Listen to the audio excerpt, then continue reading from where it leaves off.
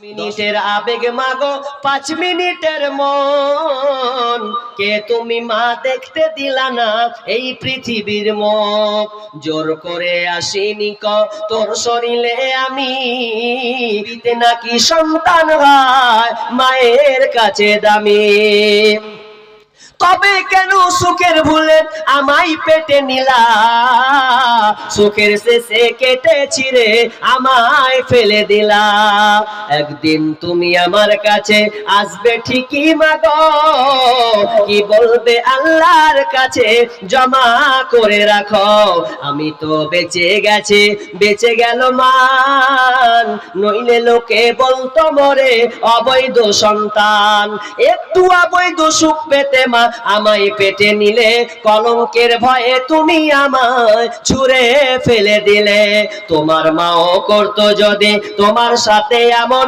বুঝতে মাগো সেদিন তুমি মৃত্যুর যন্ত্রণা কেমন আজকের মা বোনেরা আপনার কিনা বিয়ের আগে পরকীয়ায় আপনার কিনা জেনা ব্যভিচারে ডুবে গিয়ে তারা যৌবনকে নষ্ট করে দিয়ে ওই বোনটা বসে বসে টুকরে টুকরে কাঁদে নয়বা আপনি দেখবেন মিডিয়াতে দেখতে পাওয়া যায় ইদানিং থেকে বেশ কিছুদিন ধরে লক্ষ্য করা যায় যে অনেক মেয়েরা আপনার কিনা প্রেমিকের সঙ্গে জেনায় লিপ্ত হয়ে ব্যভিচারে লিপ্ত হয়ে তারা কি জীবনটাকে নষ্ট করে দিয়ে তে জানটাকে আর রাখবে না তো কি করতে হবে ও আপনার ব্রিজ থেকে ঝাঁপ দিয়ে নিজেকে আত্মহত্যা করবে বেহায়াপনা দিবস নামে চলছে বেঈমানি হীরার চেয়ে দামি জিনিস হারায় অনেক নারী বেহায়াপনা দিবস নামে চলছে বেঈমানি হীরার চেয়ে দামি জিনিস হারায় অনেক নারী দুষ্টু ছেলের মিষ্টি কথায় পরে নারী ফাঁদে সব হারিয়ে বোনটি আমার বসে বসে কাঁদে প্রেমের নামে চলছে এখন অশ্লীলতার ছোঁয়া কতক মনের নারী সম্মান পান্তা ভাতার মোয়া নারী তুমি সম্মানিতা সব ঘরেরই আলো লাগলে চুয়া পঙ্কিলতা জীবন হবে কালো অতএব বোন রে তুমি তোমার যৌবনটাকে রক্ষা করো যদি রক্ষা না করতে চাও তাহলে তোমার লাইফটা বরবাদ হবে জেনা দিন দিন বাড়তে চলেছে আজকে বর্তমানে আবার জেনারেল কিছু শিক্ষিত লোকেরা কি বলছেন যারা একদম বড় বড় ডিগ্রিধারী বলছে জেনাটা হচ্ছে আপনার কিনা পার্কটা হচ্ছে শিক্ষা সফর ওটা শিক্ষা সফর না জেনা সফর অ্যাকচুয়ালি পার্কটা কোনো ভালো মানুষের জন্য নয় যদি পার্ক হয় তাদের জন্য যারা লুচ্চা টাইপের লোক তাদের জন্য পার্ক কোনো ভালো মানুষের জন্য নয় আপনি জান পার্কগুলোর অবস্থা কি হয়েছে গেলে আপনার ঈমানই থাকবে না সব জোড়া জোড়া লেগে আছে কে যে আছে বিষ্ণু বলছেন এতাহারাজুনা তাহারুজাল হিমারে গাধা যেমন গাধীর সাথে মিলে লজ্জা বুঝে না সার যেমন গাভীর সাথে মানে জেনা করবে লজ্জা বুঝে না তো মানুষ খোলা মাঠে জেনা করবে এটা মানুষ বিবেচনা করবে না আপনি হাই রোডে উঠে যান এক একটা ছেলে আর মেয়ে এমন করে বসে আছে যে বসে থাকতে থাকতে তারা আনন্দ উল্লাসে ফেটে পড়েছে তাদের যৌবনের কোনো দাম তারা দিতে চায় না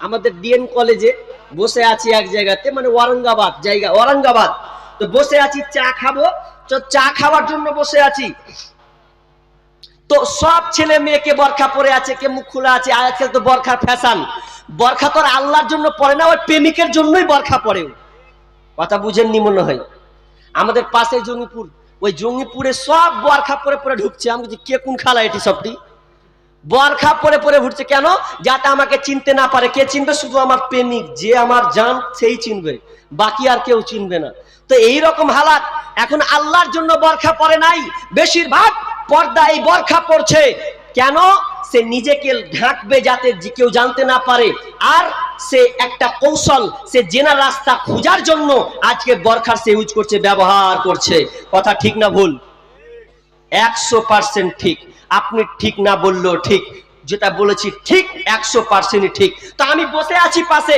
তো বসেই থাকতে থাকতে এমন কুতকুদানি গল্প করছে আমি চা দিয়ে খাবো আর দুজনে পাশাপাশি বসে আছে তো মেয়েটা একটু ট্যাক করে উঠছে আমি কি হলো দুই না পাশাপাশি, চাটা কি করে খাবো আমি বুঝতে পাই না, ভারী মুশকিল।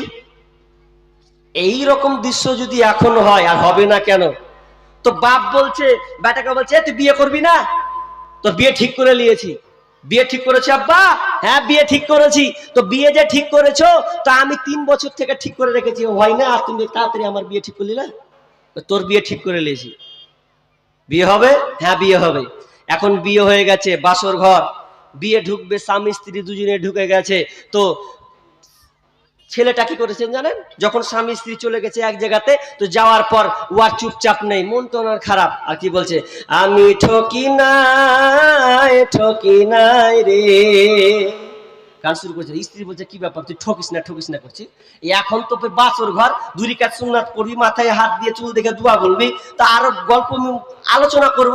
তো শুরুই প্রথম করছে আমি ঠকি নাই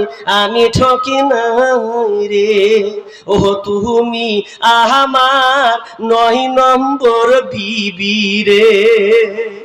তখন স্ত্রী তো ভেজালে পড়ে গেছে, তো ঠকি না, ওই না তুই ঠকিস না। তো মেয়েটাও রাগ করে শুরু করে দিয়েছে, আমি ঠকি নাই রে, আমি ঠকি নাই রে, তুমি আমার 10 নম্বরের স্বামী রে। তো ভেজালে পড়ে গেছে, যা বাবা, আমি তো একটা ওয়াদা কতটি পেরু না, তুই 10 নম্বর হয়ে গেছে, খুব খারাপ। মানে জেনা এমন ভাবে হয়ে গেছে, সেঞ্চুরি। কিছুদিন আগে বাংলাদেশে দিল যে সে সেঞ্চুরি করেছে, কাতে জানেন? ব্যাট বলে নয়, সেঞ্চুরি করেছে ও জেনা করে, মেয়ের সঙ্গে জেনা করে ও সেঞ্চুরি করেছে।